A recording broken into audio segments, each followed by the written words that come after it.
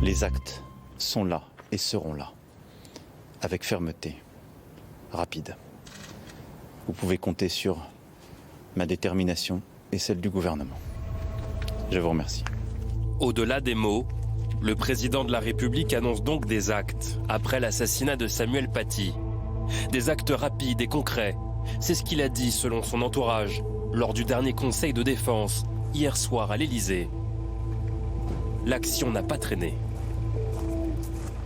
Depuis ce matin, à la suite du conseil de défense, des opérations de police ont lieu et auront lieu dans les heures, dans les jours qui viennent. Je ne peux pas en dire beaucoup plus, mais elles sont très nombreuses. Elles concernent des dizaines d'individus, pas en lien forcément avec l'enquête, mais dont nous avons manifestement envie de passer un message, celui que le président de la République a passé au Conseil de défense, pas une minute de répit pour les ennemis de la République.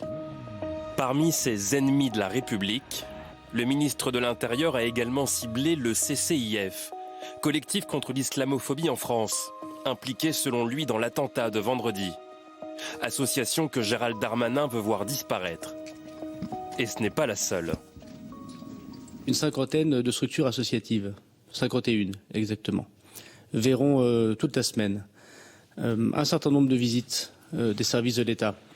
Et plusieurs d'entre elles, à ma proposition, puisque le président de la République l'a demandé, se verront dissoudre au Conseil des ministres. Également dans le viseur du ministre, Baraka City, l'ONG humanitaire musulmane, de son fondateur Idriss Sy Hamidi, l'homme supposé proche des salafistes, a multiplié les menaces contre Zineb El Razoui, l'ancienne journaliste de Charlie Hebdo. En attendant de voir le sort réservé à ces associations, le ministre de l'Intérieur a réuni les préfets hier pour mettre à exécution une annonce faite la semaine dernière, lors de son dernier bilan mensuel. Il reste 231 personnes aujourd'hui qu'il nous faut expulser, qui sont en situation donc irrégulière et qui sont par ailleurs suivies pour soupçon de radicalisation. Le gouvernement veut expulser mais aussi identifier sur Internet.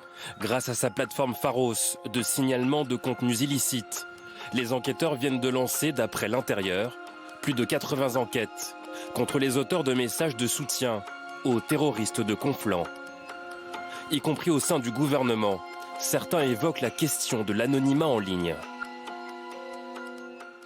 Je pense que l'anonymat sur Internet est un fléau, mais c'est mon point de vue, ça mérite d'être discuté, mais je pense qu'à l'occasion de la loi contre le séparatisme, ça me paraît, mais c'est mon point de vue, ça se discute, mais je pense que ça doit rentrer dans le débat. Le président Macron a demandé à son gouvernement de faire des propositions pour enrichir le texte du projet de loi, qui sera présenté début décembre. D'ici là, dans ce contexte, le chef de l'État a fait savoir à ses ministres la priorité, renforcer la sécurité des établissements scolaires dès la rentrée du 2 novembre.